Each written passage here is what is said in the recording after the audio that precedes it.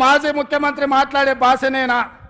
భాష గురించి, భావం గురించి, ప్రజా సమస్యల గురించి మాట్లాడే చంద్రశేఖర్ రావు 10 సంవత్సరాలు ఈ తెలంగాణ రాష్ట్రంని పట్టి పీడించి వేధించి దోసుకొని దోపిడి దొంగలాక అడవి పందుల్లాక తెలంగాణ రాష్ట్రాన్ని సర్వనాశనం చేసి 10 సంవత్సరాలలో 100 సంవత్సరాల విధ్వంసం చేసినావు.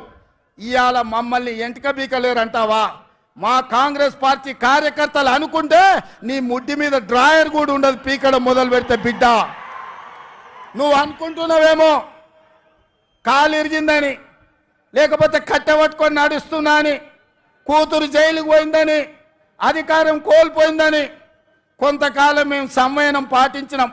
ఏ మనిషికైనా కష్టం వచ్చినప్పుడు మేము మానవత్వంతో మీ గురించి మాట్లాడకుండా మర్యాద పూర్వకంగా వ్యవహరించినాం. ఇవాళ నువ్వు అనుకుంటున్నావు నువ్వు ఏది పడితే అది మాట్లాడితే చూస్తూ ఊరుకుంటామని. చూస్తూ ఊరుకునేటోడు ఎవరు లేరు. నేను పెద్దలు జానారెడ్డి గారి లాగా కాదు, నేను రేవంత్ రెడ్డిని బిడ్డ. అంగిలాగు ఊడదీసి నువ్వు మాట్లాడే లత్కోర్ లఫంగ మాటలకు చెర్లపల్లి జైల్లో చిప్పకూడు తినిపిస్తా బిడ్డ. నువ్వు అనుకుంటున్నావేమో. ఆనాడు చెప్పినా ఈనాడు చెప్తున్నా, నువ్వు పేదలకు డబుల్ బెడ్రూమ్ ఇల్లు కట్టియాలి. నేను మాత్రం నీకు తప్పకుండా డబుల్ బెడ్రూమ్ ఇల్లు కట్టిస్తా చెర్లపల్లి జైల్లో. ఎందుకంటే కొడుకు కోడలు వస్తే యాడు ఉండాలి, బిడ్డ అల్లుడు వస్తే యాడు ఉండాలి.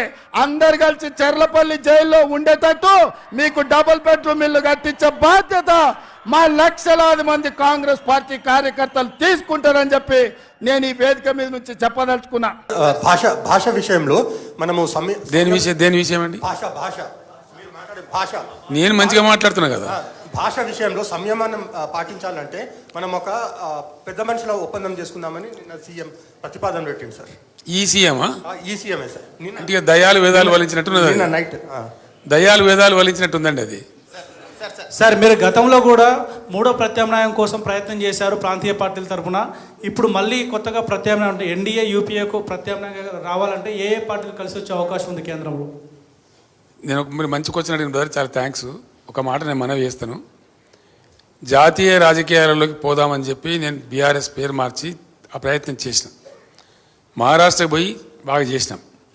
చాలా ఆశ్చర్యం ఏంటంటే నిన్న వాళ్ళు వచ్చారు నా దగ్గరికి, 2-3 గ్రూపులు వచ్చి బీఆర్ఎస్లో అక్కడ చేరిన వాళ్ళు.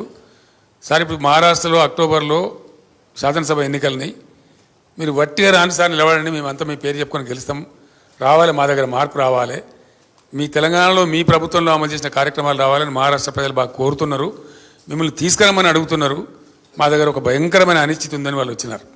నేను తప్పకుండా నా జాతీయ రాజకీయ ప్రస్థానాన్ని కొనసాగిస్తాను, అందులో అనుమానం లేదు. రెండవది, ఈ పార్లమెంట్ ఎన్నికల తర్వాత అందరితోనే ఆలోచించి మీరు అన్నటువంటి ప్రాంతీయ శక్తుల ఐక్యతకు నేను ఎంత చేయగలుగుతానో, నాకెంత సంబంధాలు ఉన్నాయో, నాకెంత తెలివితేటలు ఉన్నాయో వాటన్నిటిని రంగరించి తప్పకుండా నేను చెప్పిన పరిస్థితి ఉత్పన్నం కావడానికి అన్ని ప్రయత్నాలు చేస్తాను. ఇప్పటికే చాలామందితో మాట్లాడుతూ ఉన్నాం, లైక్ మైండెడ్స్తోని. వారు ఎవరి పని వాళ్ళు చేసుకుంటూ ఉన్నప్పటికీ మేము కనెక్టెడ్గానే ఉన్నాం. తప్పకుండా అందరం కలిసి ఒక ప్రత్యామ్నాయం రూపొందిస్తాం. ఏదో ఒక జాతీయ పార్టీ మాకు సపోర్ట్ చేయక తప్పని పరిస్థితి ఏర్పడే పరిస్థితులు మాత్రం సృష్టిస్తాం. సార్ హలో సార్, మీరేమో బీఆర్ఎస్ ఇక్కడ సార్ ఇక్కడ సార్ ఇక్కడ మీరేమో బీఆర్ఎస్కు 12 నుంచి 14 అంటున్నారు, అసలు బీజేపీకి 1 అవర్ అని అంటున్నారు. కానీ వాళ్ళేమో బీఆర్ఎస్కే 1 లేదా 2 కాంగ్రెస్ మెజారిటీ సీట్లు గెలవబోతున్నాయి, నెక్స్ట్ బీజేపీ ఉంటుందనేది స్వయంగా ముఖ్యమంత్రి నిన్న మీడియా ప్రతినిధులతో అన్నారు. సో రెండో విషయం ఏంటంటే, ముఖ్యమంత్రి చెప్పిన ఎన్ని నిజమైనయో ఎన్ని నిజం కాలేదు ఇప్పుడు ప్రజలకు తెలిసిపోయింది. ముఖ్యమంత్రి గారు చెప్పిన విషయాలు నిజాలు ఎన్ని, అబద్ధాలు ఎన్ని, మన అసెంబ్లీ ఎలక్షన్లో ఆయన చెప్పిన ఎన్ని జరిగినాయని ప్రజల అనుభవంలోకి వచ్చేసింది ఆల్రెడీ. దాని గురించి నేను కొత్తగా వ్యాఖ్యానం చేయాల్సిన అవసరం లేదు. అంటే ఈ పార్లమెంట్ ఎన్నికల ఇష్యూ కాబట్టి చెప్తున్నారు, అంటే ఈ సీట్ల విషయంలో మీరు అంటున్నారు కాబట్టి వారు అంటున్నారు. సో రెండో విషయం ఏంటంటే, మీ పవర్ పోగానే పవర్ ఉద్యమ సమయంలో మీకు వ్యతిరేకంగా, తెలంగాణకు వ్యతిరేకంగా, ఉద్యమానికి వ్యతిరేకంగా ఉన్న వాళ్ళంతా మీ దగ్గరకు వచ్చి 3 నెలలు కాకముందే అందరూ మళ్ళీ మీ పార్టీ నుంచి వదిలి వెళ్ళిపోయారు. దాని పట్ల మీరు ఏమనుకుంటున్నారు? నాకు అర్థం కాలేదండి. అధికారం కోల్పోయిన వెంటనే మీ చుట్టూ ఉన్న వాళ్ళ గతంలో తెలంగాణ ఉద్యమం సాగినంత కాలం తెలంగాణను వ్యతిరేకించి, కేసీఆర్ను వ్యతిరేకించి, తెలంగాణ ఏర్పాటుని వ్యతిరేకించిన వాళ్ళు తెలంగాణ ఏర్పాటు కాగానే మీ చుట్టూ వచ్చి చేరారు. సో మళ్ళీ మీ అధికారం పోగానే మళ్ళీ వెళ్ళిపోయారు. వాళ్ళ గురించి ఏంటి మీ కామెంట్? ఇప్పుడు ఏమైపోయిందంటే భారత రాజకీయాలలో మరి ముఖ్యంగా నరేంద్ర మోడీ ప్రధానమంత్రి అయిన తర్వాత చాలా దుర్మార్గాలు జరుగుతున్నాయండి. జరిగి ఏమైందంటే ఈ సన్ఫ్లవర్ గ్యాంగ్ ఎక్కువ తయారైపోయింది. ఆ సన్ఫ్లవర్ ఏంటంటే పొద్దు తిరిగితే అది తిరుగుతుంది. ఈ పవర్ ఫ్లవర్స్ ఇవన్నీ ఇప్పుడు కాంగ్రెస్లోకి పోయిన వాళ్ళందరూ కాంగ్రెస్ని గెలిపిస్తారా అండి? గెలిపించడానికి పోతున్నారా? ఎందుకు పోతున్నారు? వాళ్ళు వాళ్ళ స్వార్థం కోసం, వాళ్ళ పనుల కోసం, వాళ్ళ పైరవీల కోసం, వాళ్ళ స్వలాభం కోసం పోతున్నారు. మీరు చెప్పిన దాంతో నేను అన్నిటితో ఏకీభవిస్తున్నాను. ఒక పాయింట్ ఏకీభవిస్తలేను. అందరు పోయిన మీరు అందరు పోలేదు.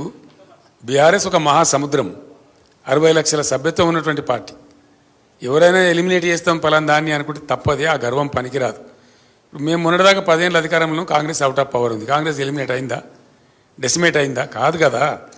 చంద్రబాబు నాయుడు గారు కూడా ఒక టైంలో 2004 to 2014 ఆయన పవర్లో లేరు. అంతమంది టీడీపీ డెసిమేట్ అయిందా? అది భ్రమ. ఒక సంస్థను, ఒక శాశ్వతంగా ఉండే సంస్థను, ఒక బలోపేతంగా విస్తరించినటువంటి సంస్థను డెసిమేట్ చేస్తాం, ఎలిమినేట్ చేస్తామంటే అది అహంకారం తప్ప మరొకటి కాదు. అది ఇంపాసిబుల్. అందులో బీఆర్ఎస్ను డెసిమేట్ చేయడం అనేది ఒక 1,00,000 రేవంత్ రెడ్డిలు, కోటి ఇంకో వచ్చినా ఏం ఏంటిగా మనం కూడా ఫరक పడదండి. सर असेंबली में असेंबली में आपको असेंबली में एमआईएम आपको सपोर्ट कर रही थी, लेकिन पार्लियामेंट इलेक्शन में बिल्कुल वो दूर हो गए. आप क्या समझते हैं? आप कैसा बोल रहे दूर हो गए बोल के? तो मैं आपको क्या आप कैसा बोल रहे दूर हो गए बोल के? आपके किसी प्रोग्राम में कहीं भी आपका जिक्र नहीं करे, वो किसी भी प्रोग्राम में कहीं जिक्र नहीं करे. जैसा असेंबली में नहीं, उससे दूर हो गए बोल के समझेंगे क्या? गाँव जाके आपके सपोर्ट के बारे में बात कर रहे थे. नहीं सुनिए भाई, एमआईएम हमसे दूर हो गए बोल के कौन बोल रहे हैं?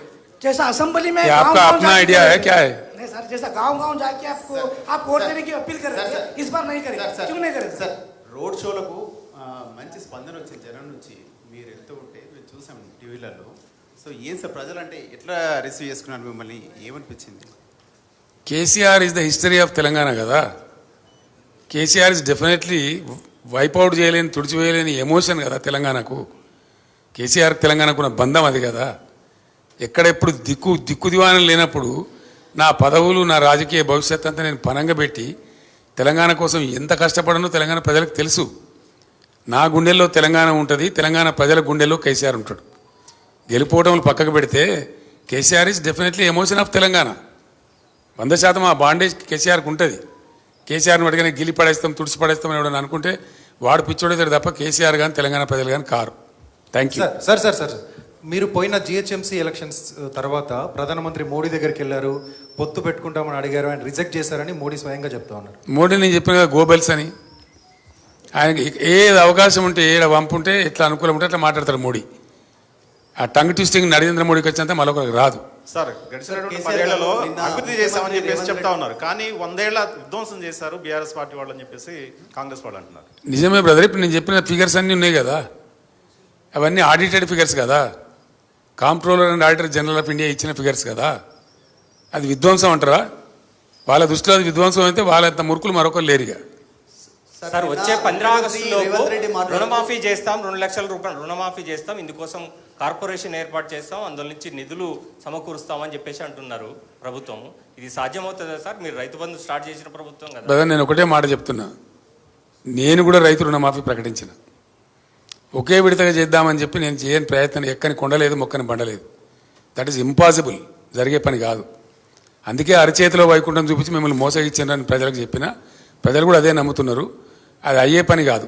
ఎందుకంటే ఇప్పుడు ఈయన రైతు భరోసా వేయాలి, నెక్స్ట్ ఏమన్నా 4 విడతల డిఏ ఇప్పుడు విడుదల చేయాలి, 51% ఫిట్మెంట్ ఉద్యోగస్తులు అడుగుతున్నారు, అవి ఇవ్వాలి, మళ్ళీ 40,000 కోట్ల రుణమాఫీ ఇవ్వాలి. ఎక్కడికి వెళ్ళి చేస్తారండి? ఎవరిని మోసపుస్తాడు ఈయన? అంత పట్టిదే ఫాల్సు, అది జరిగే పని కాదు. ఆ కార్పొరేషన్ బట్టిదే, అంత బట్టిదే, ఏది కూడా జరిగే పని కాదు. గవర్నమెంట్లో ఎవ్రీడే మనీ జనరేట్ అవుతుంది, ఎవ్రీడే మనీ బయటికి పోతుంది. అట్లా విడుదల వారికి జరుగుతుంది తప్ప రూపాయి రాక రూపాయి పోక అని ఉంటుంది తప్ప గవర్నమెంట్ దగ్గర అట్లా సూట్ కేసులలో డబ్బులు ఉండయండి. ఈయన చెప్పేదంతా భ్రమ. ఆయన భ్రమలో ఉండి ప్రజలను కూడా భ్రమింపజేసేటువంటి ఒక ప్రయత్నం చేస్తూ ఉన్నాడు. ఆయన సఫలీకృతం కాడు.